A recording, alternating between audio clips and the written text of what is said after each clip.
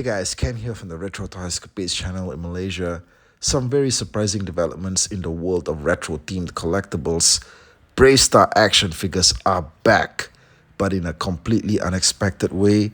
Just 2 short weeks ago, we reported on the announcement from independent China-based toy manufacturers Dasin Toy that they have a new BRAVESTARR homage figure on the way called the Sheriff.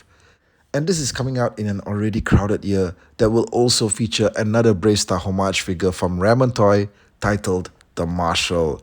Well, special thanks to Ace from Ramen Toy, who is currently based in China and was able to secure a very early unit of the Dasin Toy release and has been kind enough to share the pictures for me to discuss in this video. And your eyes do not deceive you. This is actually being released with the BRAVESTARR name and logo front and center.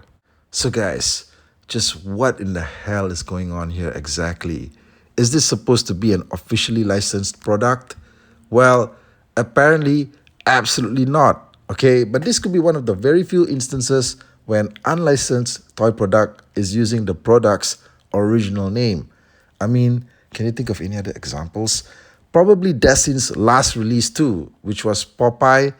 Now, they had the packaging label as Popeye, but it seems like that one wasn't licensed as well. The majority of us only became aware of this item when distributors 5K Toys put up the announcement on their Facebook and Instagram pages on the availability of this figure for pre-order, which we could clearly see was another homage to BRAVESTARR, but which they had labeled as the Sheriff on the ordering page.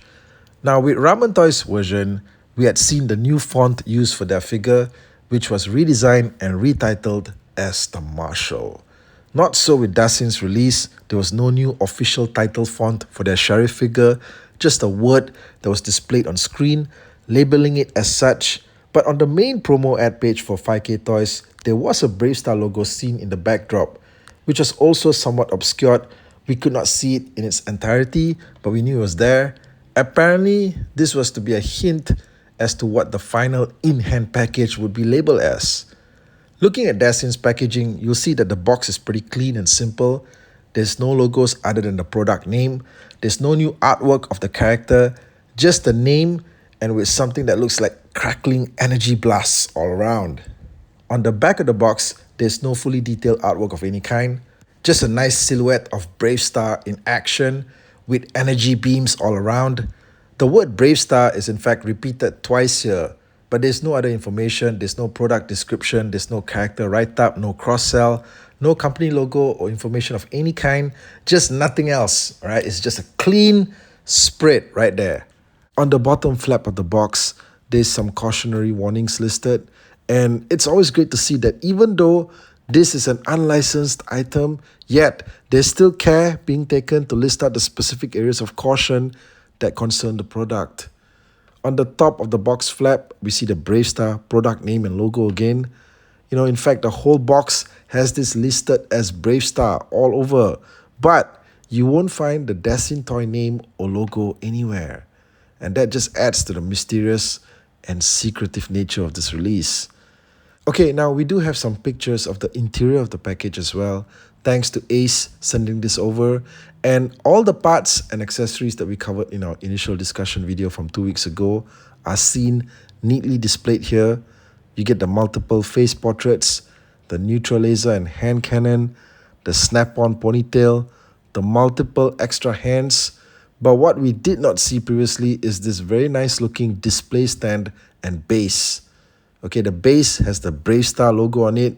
That's a very nice touch, making this thing look official, even if it isn't. But this is something that the fans will definitely love. Okay, I love it, all right? And the base will most likely come in handy, even with displaying stuff like the original 80s BRAVESTARR figures from Mattel.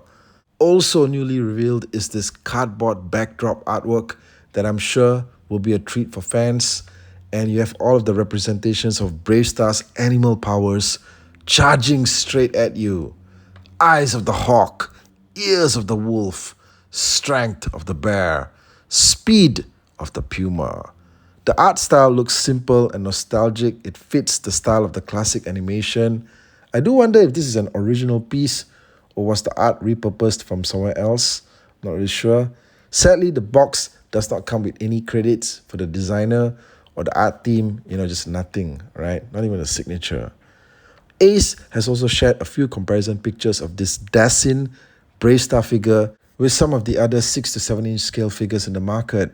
Here he is next to the test shot for Raman's own upcoming Marshall figure, and I have to say that he's looking a little bit on the tinier side. Now I just can't wait to get the finished versions of all of these guys together for one big group photo along with the Mattel original BRAVESTARR figure from the 80s as well. Now here he is next to the Naval Commander from Raman's 80s Commander series, which homages the Centurions, and you can see that these guys pair up really well. Okay, so this is something pretty awesome for those of you guys who are also collecting the 80s Commanders line.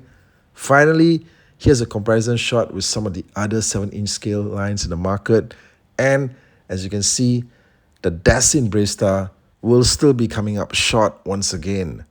Now, while I don't have the figure in hand yet for a full detailed review, but from what we can see, this is still a labor of love for the fans. There's a lot of effort that's been done here to give collectors a premium level BRAVESTARR figure, but it's still something that I've never quite seen yet in the modern market. Okay, an unlicensed action figure that uses the original trademark name. Is this supposed to be the future of modern toys? I mean, you tell me. Okay, I can tell you though that, back then in the day, as far as I can remember, if you're doing something like a knockoff or homage Star Wars figure, you couldn't just call it Star Wars. You just, you have to call it something like Star Warped or something like that. I mean, that's just the way it was. Okay, look, but if these guys are bringing back all of these 80s franchises, who knows what we're going to see next? Maybe stuff like Captain Power? You guys let me know, right? Now, sound off in the comments, and I'll catch all of you again real soon with more content right here. Thank you, and take care out there.